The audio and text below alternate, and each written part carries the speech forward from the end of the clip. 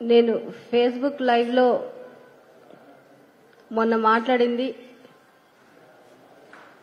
నీళ్ళ గురించి, అది కూడా అధికారులు సరిగ్గా స్పందించడం లేదని మాట్లాడాను. కానీ ఎల్లో మీడియా ఆల్మోస్ట్ ఒక రోజంతా ఇంకేం న్యూస్ లేనట్టు, నేనేదో జగనన్నను వ్యతిరేకిస్తున్నట్టు, మరి అదే వీడియోలో నేను క్లియర్గా జగనన్న స్ఫూర్తితో మేము ముందుకెళ్తున్నాం అనే విషయం కూడా చెప్పడం జరిగింది. మరి అవన్నీ కట్ చేసి మరి నేను ఎవరినైతే ఉద్దేశించి మాట్లాడ్డానో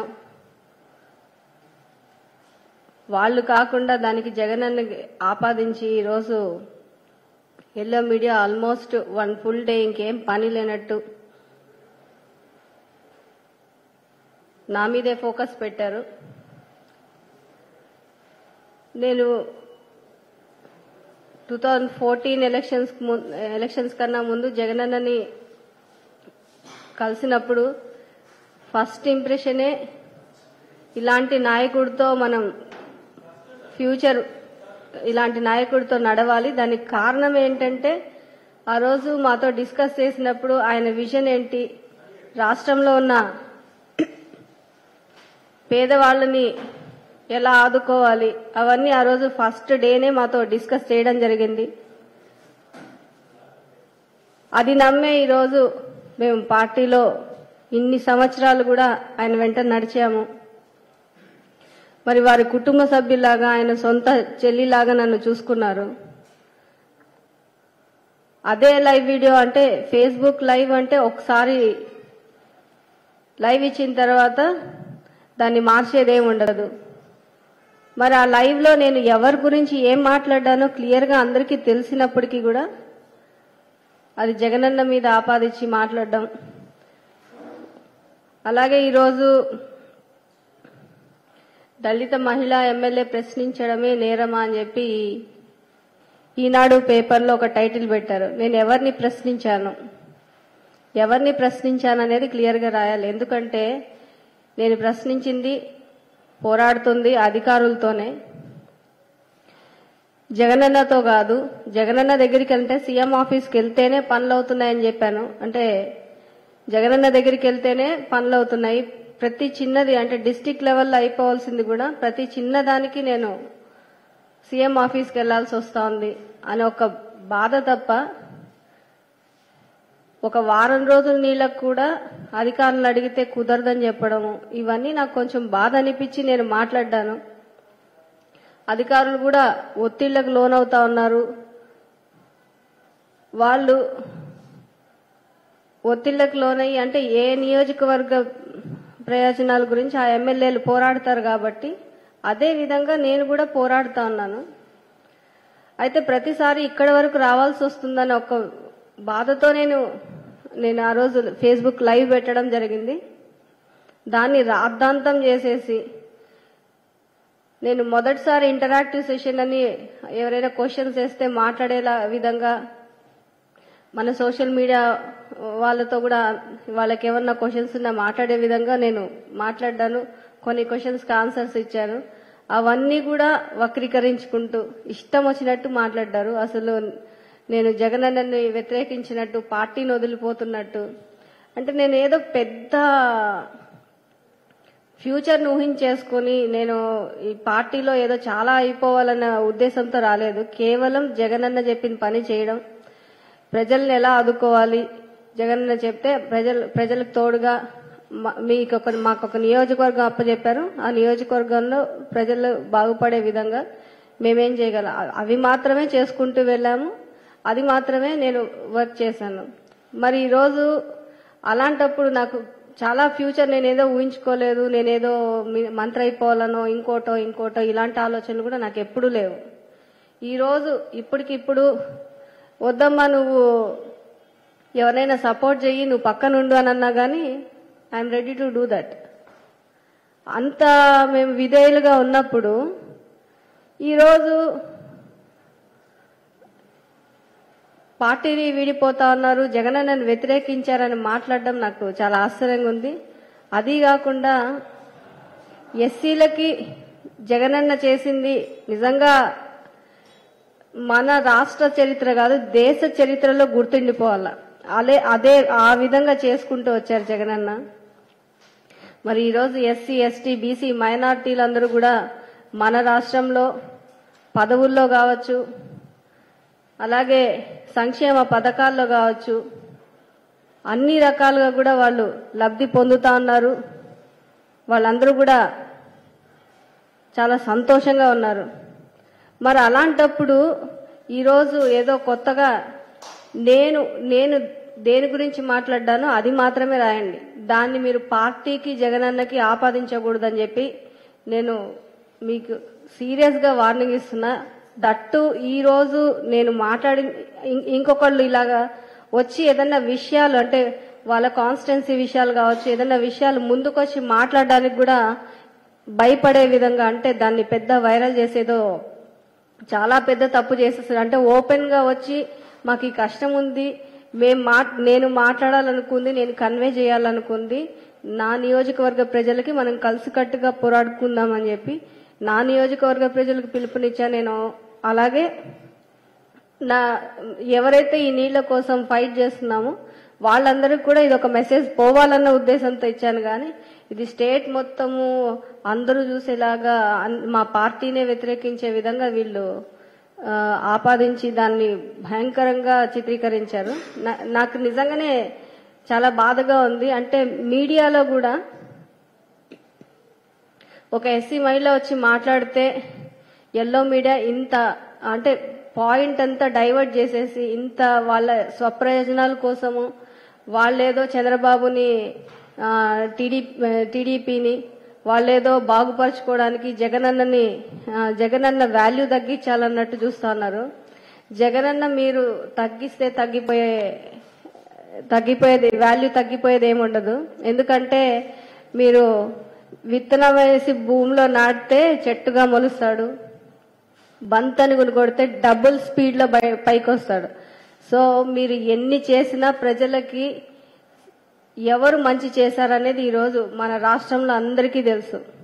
ఇట్లాంటి రాతలు నువ్వు 100 కాదు రోజు రాసుకున్నా కానీ ప్రజలు నమ్మే పరిస్థితుల్లో లేరు. ఎందుకంటే ఈరోజు ప్రజలు ఎక్స్పీరియన్స్ అవుతా ఉన్నారు జగనన్న పాలనని. అంటే ఇదేదో నేను చెప్పడమో, మేము గడప గడప చేసినప్పుడు ప్రతి ఇంటికి వెళ్ళాము. మా నియోజకవర్గంలో ప్రతి ఇంటి వాళ్ళు చెప్పారు జగనన్న మాకు మంచి చేస్తా ఉన్నారు, జగనన్న వల్లే మేము బాగుపడ్డాము, ఆర్థికంగా నిలదొక్కున్నామని ఎన్నో ఎస్సీ కుటుంబాలు, ఎస్టీ కుటుంబాలు, బీసీ మైనార్టీ కుటుంబాలు చెప్పడం నేను గమనించాను.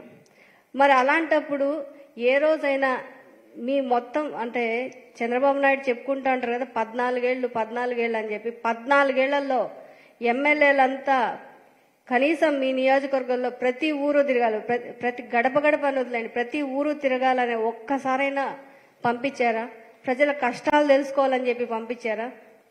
నేను 47,000 ఓట్ల మెజారిటీతో గెలిచాను మా నియోజకవర్గంలో, సింగరమల్ నియోజకవర్గంలో. ఎందుకంటే దాని ముందు పాలించింది తెలుగుదేశం పార్టీ. నీళ్ల గురించి కానీ దేని గురించి కూడా ఎమ్మెల్యే పట్టించుకునేది కాదు.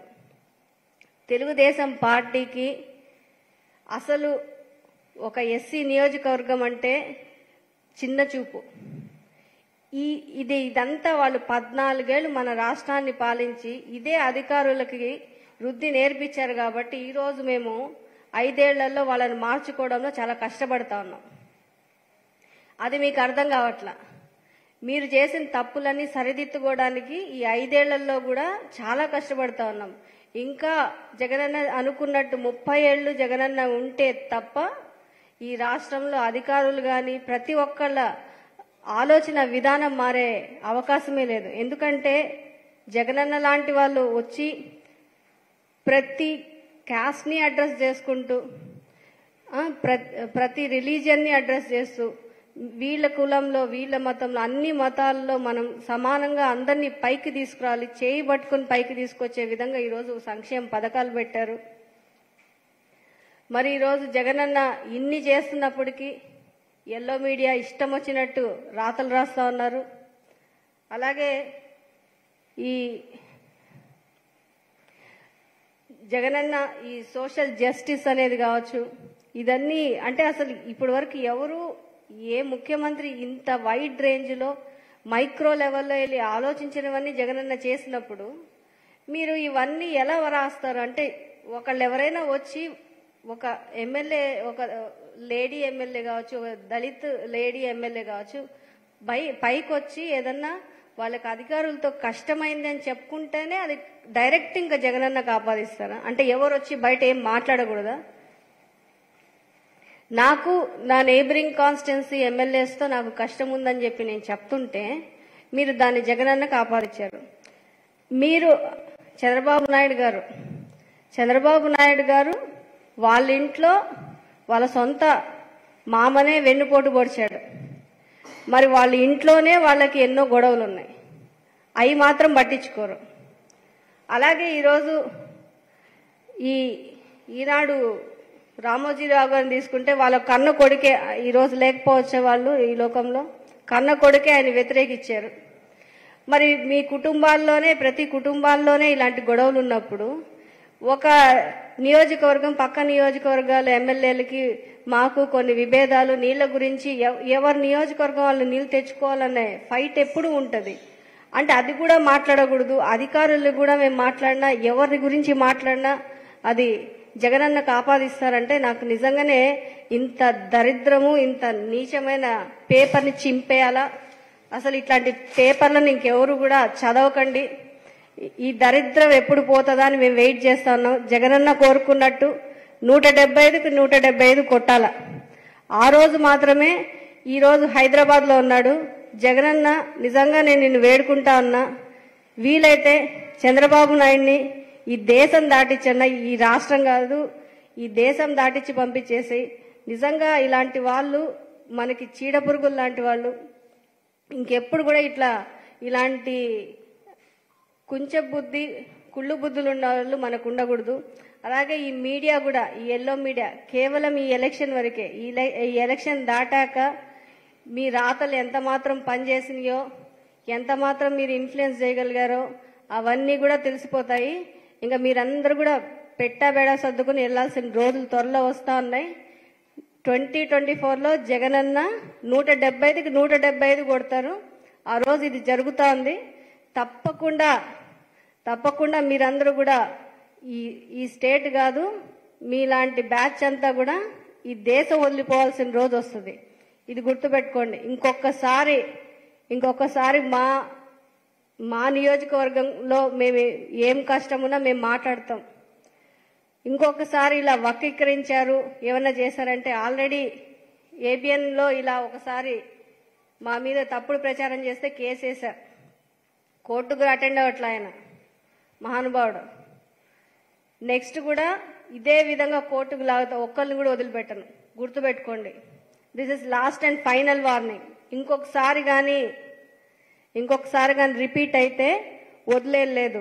అండ్ ఈ రోజు నేను దళిత మహిళగా చెప్తా ఉన్నా, జగనన్న దగ్గర నేను ఎమ్మెల్యేగా ఉండడం నా పూర్వజన్మ సుకృతంగా భావిస్తా ఉన్నా. ఈ రోజు నేను చెప్తా ఉన్నా, జగనన్న ఇప్పుడు ఈ సెకండ్ వద్దమ్మా నువ్వు పక్క నుండి ఎవరికైనా సపోర్ట్ చేయంటే కూడా నేను రెడీ. అంతేగాని మీ ఇష్టం వచ్చినట్టు జగనన్నకి నాకు దూరం చేసే విధంగా మీరు ఎలాంటి వాళ్ళంటే కడుపులో ఉన్న బిడ్డకి తల్లికి కూడా గొడవ పెట్టే రకాలు మీరు అలాంటి ప్రచారాలు చేస్తారు.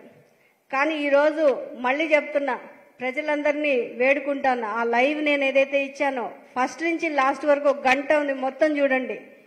ఎవరు ఏం వక్రీకరించారో మీకు అర్థమవుతా ఉంది. ఎప్పుడు చూసినా ఈ ఎల్లో మీడియా ఇష్టం వచ్చి నీకు కట్ చేసి వేసేది. యూటర్న్ తీసుకుంది పద్మావతి. ఏం యూటర్న్ తీసుకున్నాను? నేను జగనన్న ఏమన్నా అంటే కదా యూటర్న్ తీసుకోవడానికి. నేను అనలేదు. అననప్పుడు యూటర్న్ ఏంటి? రైట్ టర్న్ లోనే ఉన్నా. నేను రైట్ వేలోనే, రైట్ పాత్ లోనే ఉన్నాను. ఈ రోజు చెప్తున్నా, ఇంకొకసారి నా జోలుకు వచ్చారంటే కోర్టుకి ఇడిస్తా ఒక్కొక్కడిని. గుర్తుపెట్టుకోండి.